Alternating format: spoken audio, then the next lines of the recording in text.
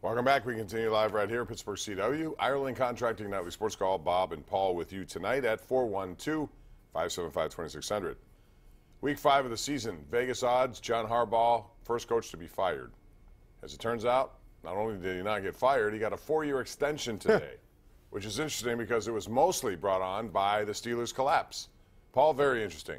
If they had missed the playoff, it would have been 4 straight years. Yeah, I think the other thing about it, though, is if the Steelers would have won that extra game, the Ravens would have been the wild card. They would have been the 6th seed, even at 10-6 or whatever. Does that give him a 4-year extension? Probably getting to the playoff. But I think the one thing that he did this year, and I thought this was one of the best coaching jobs he's done, maybe even better than the year they won the Super Bowl. He completely transformed that team into something completely different than what they started with. And, he found a way to win with a rookie quarterback who doesn't throw the ball very well, and he just said, hey, we got a great defense. Let's just try and possess the ball and run the ball. We'll put together this little college offense for – now, the one thing about it is next year they better have a plan B. He better be able to throw the ball. What you saw with San Diego in the playoff game is that a team saw it once before, they had a much better idea how to stop it. So you better have some new wrinkles, and you better be able to do some different things. But to me, I thought he did a great job of. And I think the other thing is, you look at all these guys getting hired, and all these jobs, and you kind of say to yourself, if you have a good coach, you don't want to let him go. And I think that's what Mike Tomlin and the Steelers realized with him. Yeah. I know some people don't agree with that, but I think that guy has a long history. And again, too many guys. Look how many guys got fired. Wilkes, 1 year. In Arizona. You could end up with Sean McVay. Or you can end up with somebody like with some of these other guys that get hired, that just are not very good. They're not ready to make that I move. find it interesting that the Dolphins are going to hire another Patriots assistant. I mean, so I guess sooner or later one of them has to do a good job. I guess, Bill O'Brien's done a pretty good job. I mean, but still. Yes, but he was also another guy on his way out. Yeah, he was going to get fired, and he saved us. But you understand what I'm saying. I know what you're saying. Let's go to Dan in Evansburg. Hey, Dan, how are you? Welcome to the Sports Call. Well, what I'm calling about is an awful lot of conversation lately about Brown. But what about Bell? And I couldn't help but think if the two of them had played this year, what might have the Steelers Brown did, have done? Except the last game. But you're right. I think if Le'Veon Bell had been in there, I think it would have altered the outcome of at least one game. So, Le'Veon Bell is going to not be here. They still have the opportunity, and thank you for the call, to give him a tag. But, I mean, after going down this 2 years in a row, I think the last thing they want to do, even though it's in their power to do it, Paul, is to tag him again and go through this. Yeah, here's the thing. They don't want to deal with that. But I would say this. If Le'Veon Bell played and was healthy for all 16 games, they would have made the playoffs. I don't think there's any doubt about that. They're definitely a better team with him than without him. The question is, are they $15 million and $45 million guaranteed better? No. And they're not. And, I mean, I think the big thing is they've got to understand that, with James Conner and with Jalen Samuels, right? Mm-hmm. They still have to trust the running game a little bit and run the ball and not get so pass happy all the time. If they had Bell, they would have handed it off 20, 21, 22 times a game. You know what I mean? There were some games where James Conner had, 9, 10 carries? Right. And they just wanted to chuck the ball over the field. That to me, was one of the flaws in what they did this year. We got some tweets. Brendan Lawrence says, hey, guys, please, please, please let the Antonio story go away, and hopefully he will soon follow. Sick of hearing about what amounts to nothing sports news. Please move on. Talk about anything else. I will say this.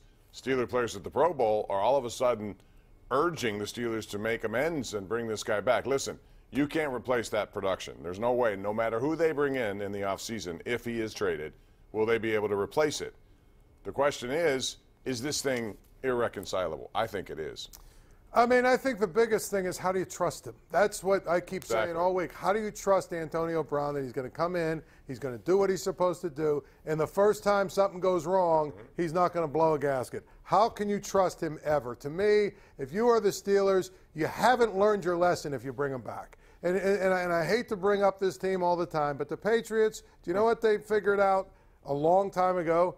A little lesser player that's a lot less diva is a winning formula. So maybe you go out and find a receiver who doesn't do what Antonio Brown does, but he runs good routes. You know, he gets open, he catches the ball. He's enough to give you first downs and to make teams worry a little bit about him so that Juju can do his thing. And you don't have all the headaches and all the nonsense, and you don't have Ben trying to force the ball into him. Maybe you're a better team. They're not. The Steelers never learned, though, so I expect Antonio Brown to be back. I don't. I think he'll be traded. But the one thing I do know, if you have a franchise quarterback and the Steelers are looking to up Ben Roethlisberger on a new deal, just like Brady or any of the other ones, you can make receivers look good, even if your name isn't Antonio Brown. Let's go to line 4. That would be Masterson. What's up, man? How are you? Happy holidays. Happy New Year's. Thanks. How you doing, Doctor? Listen, speaking of Plan B, they're going to have to take a look at Plan B for Roethlisberger because, as I saw in your report this afternoon, he's 37 years of age. They want to redo his contract. Now, do they want to give him lesser money or what? And does he want to go for that? And they're going to have to look for a Plan B for someone else to come in. Well, they have Mason Rudolph sitting in the wings here. I would assume he's the heir apparent eventually, but the question will be with him, just as we saw with Jimmy Garoppolo, thanks for the call, is can you sit around and wait and then all of a sudden your rookie deal is over and then what do you do? You know, I mean, he could sit around for a long period of time and not play. 3 or 4 years, right? I mean, or it could become like an Aaron Rodgers situation where the franchise is like, you know, we don't want to lose this guy, so they end up pushing their Brett Favre out the door, and it ends ugly like that. You wouldn't want that for the way that Ben Roethlisberger to end that way. So they've got to figure it out. But it sounds to me like it's going to be what, a 3-year deal. And that's what I would expect. 40, they do it to stretch out some of the money they want to give him up front. At age 40, if he wants to walk away, that's probably the time. Yeah. All right, let's go out to line 2. That's Tom in Rochester. Hey, Tom, what's up? Hey, Bob. Paul, how are you guys? Good, thanks. I have a question for you. You can explain. I'll hang up and listen to your answer.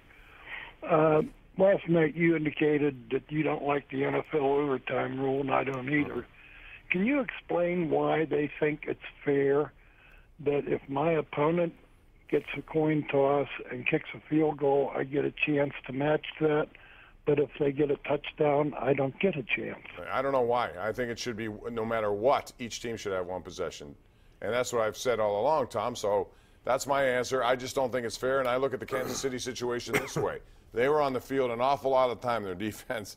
They didn't have a lot left. But if they scored, which they did, New England, at least give the other team a chance. And they know they have to score a touchdown, Paul. I don't know how you feel about that, but they have to score a touchdown. If they don't, they lose. I don't have a problem with it. I really don't. I mean, to me, you know what? If you can go 80 yards or 75 or 80 yards down the field and score a touchdown, you deserve to win the game. And my thing, don't they deserve a response? Yeah, but no. I mean, you had 60 minutes to respond. My point is, if you're the Chiefs, okay, give the Chiefs the ball. They score a touchdown. Now it's tied. What makes anybody out there? But what makes anybody out there think they were going to stop the Patriots the next time? So the Patriots would have kicked the field goal. They would have won 41-38 instead of. Listen. If Dee Ford doesn't jump offside, right, they win the game. There's always a chance of a turnover and anything like that. I just think it's more equitable to have both teams touch. I think if you go 75 yards, you deserve to win.